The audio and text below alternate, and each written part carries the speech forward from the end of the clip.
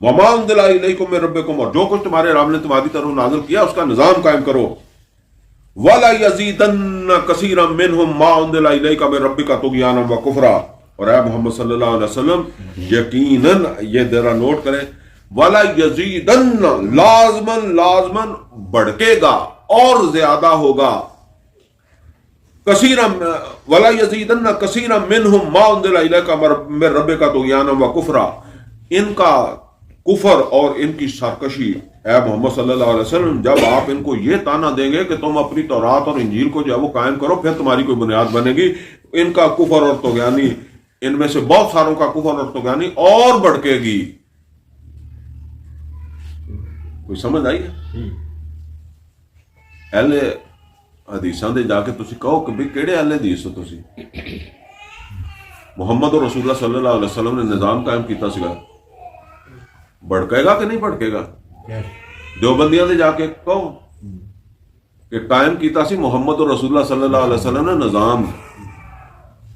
کدی کر کے دیکھ لینا، پھر جڑا بڑھے گا انہوں دا تہاڈی گل تے انہوں نے توجہ ہی نہیں کرنی. بریلویاں دے جاؤ، اور جدھر مرضی کسی پیر دے ڈیرے تے جاؤ، اتنے جا کے کہنا کہ تو کیڑا کام لے کے بیٹھا ہے، محمد اور رسول اللہ صلی اللہ علیہ وسلم نے تے دین نو قائم کیتا سی، پھر تمہیں پتہ لگے گا بھٹکدا کی ہوندا ہے. محمد اور رسول اللہ صلی اللہ علیہ وسلم کو اللہ تعالیٰ یہ بتا رہا ہے کہ جب آپ ان کو یہ بات کہیں گے کہ تمہاری بنیاد تب بنے گی جب تورات اور انجیل کو قائم کرو گے، تو اے محمد صلی اللہ علیہ وسلم ان میں سے اکثریت جو ہے وہ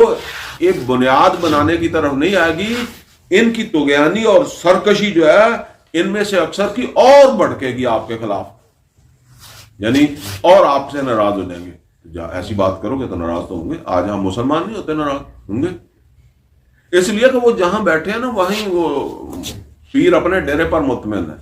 مسلک والا بے شک وہ اہل حدیث ہے، دیوبندی اور بریلوی ہو، اپنی جگہ پر مطمئن ہے. اگلی بات تو ہے ہی نہیں. فلا تأس علی القوم الکافرین، تو پھر آپ ان پر افسوس نہ کریں. ان الذین آمنوا، بے شک وہ لوگ جو ایمان لائے، والذین ہادوا، اور وہ جو یہودی ہوئے، والسابئون، اور جو سابی ہوئے،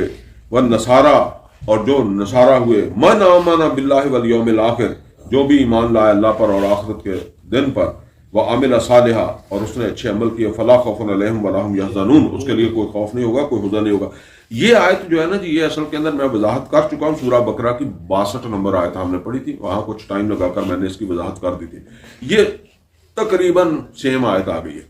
اور اس سے بھی بعض لوگ دھوکہ